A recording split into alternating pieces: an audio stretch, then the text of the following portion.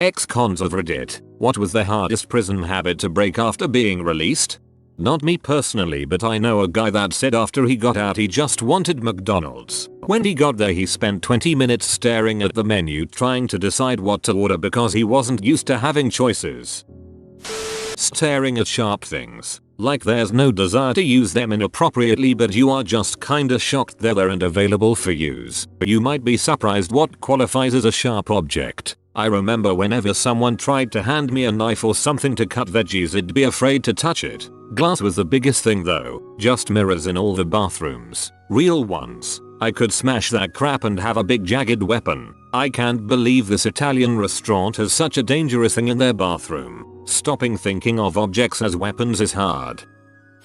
One of my foster sons came to us from juvie. Every meal his arm was around his plate and he wolfed down his food. My mastiff couldn't keep up. He always ate back to the wall hunched. Took my wife and I a month to show him no one would take his food and we had plenty more. Funny part is he went in the Marines and did 8 years, got out honorable and is now working in corrections. I still like having a stash of ramen packs somewhere even if I'm not going to eat them. That's just smart. You never know when you might be hungry and have no other food.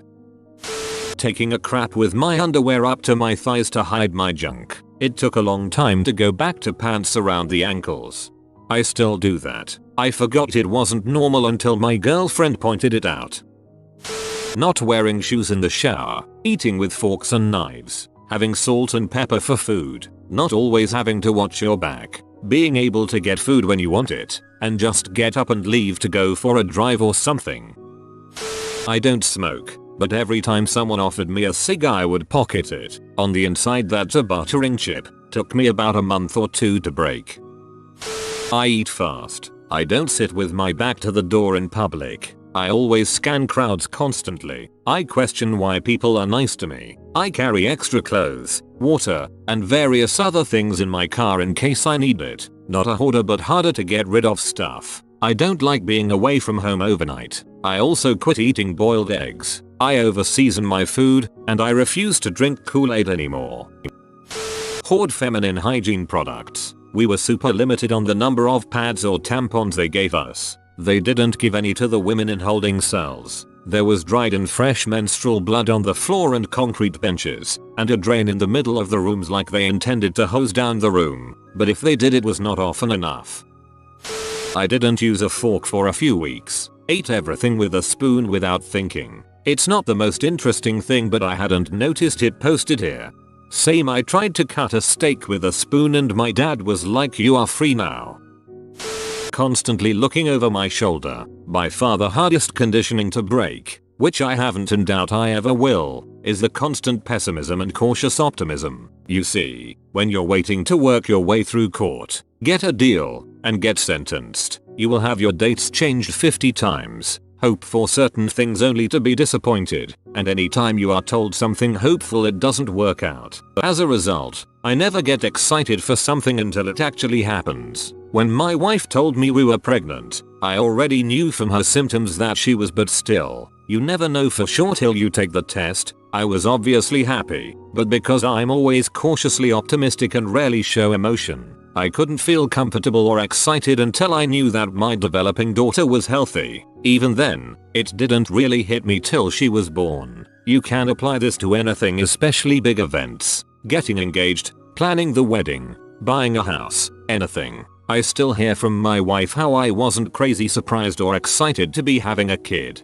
I actually was the half of the relationship who was dead set on a kid when my wife supposedly could have gone either way. You just can't get your hopes up or look forward to anything until it is here or has happened. I've been home over 7 years now and with my wife for 6.5. She's truly the catalyst that motivated me to truly change my life and to not give any more of my life to the system. But she'll never know how happy she makes me because she misinterprets my cautious optimism, realism for pessimism or indifference.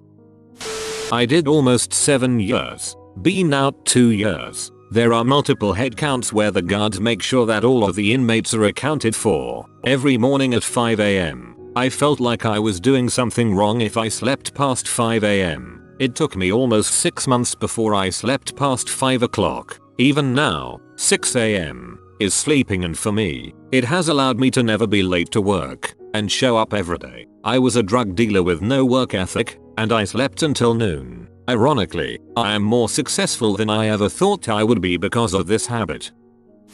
I had to completely change my sense of time. I agree with all the people who said they ate super fast, but then we would slow walk back from the chow hall any excuse for a few minutes more outside. I made sure I never consolidated enjoyable things. If I had a snack, I ate it and concentrated on it. If there was something good on TV, I watched it. Now, I'll snack while I watch a movie because there aren't enough hours in the day, but on the inside I was trying to make hours and days go away. I've got a good job now and nice respectable friends, but I still react to confrontational situations more quickly, decisively and efficiently than they do. I'm able to pull back at the last minute, but it's pretty clear that violence is not a tool in their arsenal.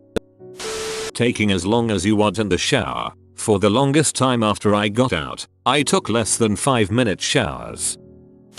I spent 72 months in prison for a tragic car accident that I had caused. After I was released, I kept telling my wife exactly what I was doing without her asking. She thought it was funny at first, but after a few weeks of it she was starting to get bothered. Not an ex-con, but my stepdad has been in and out of prison for the majority of his life. He always said that whenever he gets out of prison you're so used to it being loud all the time that when he got home he couldn't sleep because it was so quiet. My friend who did a few years had to sleep with infomercials turned up quite loud just to get sleep at night. Always thought he was just accustomed to sleeping with the TV on. Now it makes sense. Dude I work with said for the first little bit after getting out he would take a leg out of his pants when he'd crap. Not sure how common that was. Dude's a fighter though, so maybe that had something to do with it. Not me, but guy who worked for me. When things were very busy, I would often get carry-out lunch for everyone and bring it back to the workplace. This one guy would eat a cheeseburger and french fries in 2 minutes. Once I asked him why he ate so quickly. He said, well, Obsessive, I spent 7 years in a federal prison, and if you didn't eat your meal in 10 minutes, you didn't get anything. That 10 minutes often included the time it took standing in line to get your food. Okay then. I never said anything to him about it after that. Being paranoid, always looks over my shoulder and never letting anyone stand behind me. Even people passing on the side of me, I'm always turning my head to see what they're doing. Food I could be the last one to eat, first one done, and I still stand when I eat around people. Doing laps. In prison, every time you get time on the yard, you do laps. Seriously, almost every single person does it too. When you get out, it's hard to break that habit. Making prison commissary only food. Everyone around me thinks it is gross as heck to throw summer sausages, pickles, cheese, Doritos, Cheetos, and such into my ramen noodles, but good lord, I can't stop, and I have been out for 5 years. My ex would sleep a certain way all the time. To me it seemed like he was sleeping as if he was in a coffin, his arms crossed, and wouldn't move the entire night for a couple months. He eventually broke that habit. I did that too when I was in. Not because I was afraid of getting uphead, but because if someone came at me when I was sleeping, it was the best position to be able to defend yourself. I'm a stomach sleeper normally. A somewhat friend of mine did a few years, and the one habit he couldn't shake was distrusting people. He said that people in prison are never nice. If they're nice, it's because of a hidden motive. Up to this day he still doesn't trust people who act nice, generous, helpful towards him. The hardest thing has been to talk without using the words frick, fricking, or butthole in every sentence. Never been to prison, but I did a few months in county jail. Something I haven't seen mentioned is trading food. When I got out, I asked my girlfriend to trade me her chicken wings for my macaroni. Pure habit. I really just went to the kitchen and got more chicken. My uncle was in prison for a while, and we've talked a bit about his experience and how it affected him. He has a hard time not being violent. You'd never guess, since he mainly just sits in a corner and smokes, but he's been out for nearly 10 years and still always struggles with using his words. The guy cannot stand authority. He tells me that it's hard to listen to bosses when you know you're probably smarter and tougher than them. He knows most people feel this way, but he just can't ignore it. He's taken up professional carving so he can be his boss. He's really in touch with our native roots now, on account of joining a First Nations gang in prison. Doesn't talk much. I don't know if that's because of prison, but he really only speaks if he wants to. Not the type of guy who likes to talk just to talk. Doesn't have a lot. He has some sort of abandonment issue or something, so he doesn't want a lot of things to miss if he goes back to prison. For all the time he doesn't spend with people, he's out with nature or doing something in the wilderness. I think it helps keep him calm and feel connected. Nice enough guy, but prison kind of fricked him up, I think, and he's going to live his life being slightly disconnected with people. Not an ex-con, but judging by a few guys I've worked with, taking extreme offense at the word goof or goofy being used in their presence. It is apparently a prison term primarily in Canada that refers to child assaulters, killers, etc. In prison, you definitely don't want that name attached to you. Still, pretty weird to have a dude blow up just because you said something they were working on looked a bit goofy and needed to be fixed. Having your head on a swivel, protecting your personal property in an obsessive manner, and sizing everyone up. When I was locked up, I always knew what was going on 360 degrees around me. Only the last unit I was in had lockers with actually locks. So before that, I had to protect my commie, paperwork and books all the time. Most people would fight you to take your crap because that is the respectful way to do it. Big cat burglars are the worst. They sneak around and take crap. They get fricked up by everyone when they get caught. It is code. You want my crap? Come get it. Not sneaking around and steal it. I've been out for almost a year and a half, but I still constantly size people up. No matter where it is. Grocery store, Walmart, walking down the street. I still analyze each person and figure my best course of action if we have to fight. I've been out 8 years and I still eat like a dog. Most prisons give you 30 minutes for your meal, but that includes the walk from your cell block to the chow hall, waiting in line and finding a seat. Normally by the time I actually get a piece of food in my mouth, I've already got a CO yelling over my shoulder to hurry up. It's really annoying going out to eat with people and gobbling up your meal only to be stuck watching normal people eat for 20 minutes. Hardest habit? Talking crap to dumbass old men who think they're right cause they're old. Easiest habit? I'm never eating top ramen or getting a bowl cut from a Mexican barber again. I find myself hoarding toilet paper under my bed. Sometimes I do it without thinking and I'll look under there and have 10 rolls of TP. A couple guys I know after being out for 5-10 years wrap their arms around their plates and shovel food in their mouths at the speed of light. They are also super defensive of their food. When I first got to know them, I jokingly swiped a chip off one of their plates and he flipped his fork up and demanded I give it back. Freaked me out a lil. My friend once told me he got hooked on watching news channels and crappy daytime television. He said he also enjoyed listening to AM radio now, even though he knows specific podcasts exist that are more tailored to him. He killed himself 3 years ago after getting a 20-year sentence just 1 year after getting out. I knew of a guy who got out after 15 years. He had to call a friend to come and let him out of his apartment. They'd go out, do some shopping or whatever, and then his friend would lock him up for the night. Dude could not work doors himself without a rational fare. He did get better after a few months, but I hear he still has trouble doing things independently.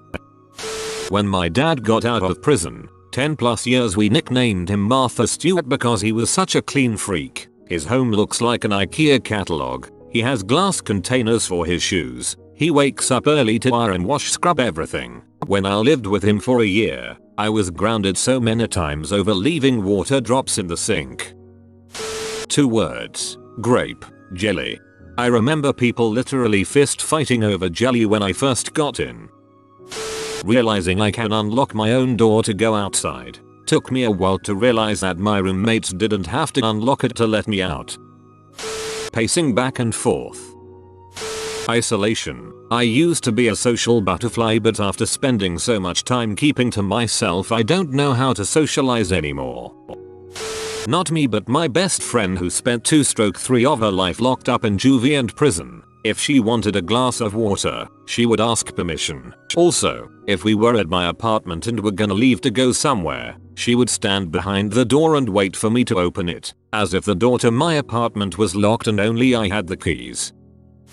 I was released at the end of November after 3 years, and my biggest adjustment is grocery shopping. In prison jail you typically can only go to the canteen once a week, and it isn't like just walking into your local grocery store. You have to write all your items down in advance, so if you forget something, you have to wait another week to get it, or if you're lucky, buy the item off another inmate. So it is still weird adjusting to being able to go and get groceries, hygiene items, etc. whenever I need them.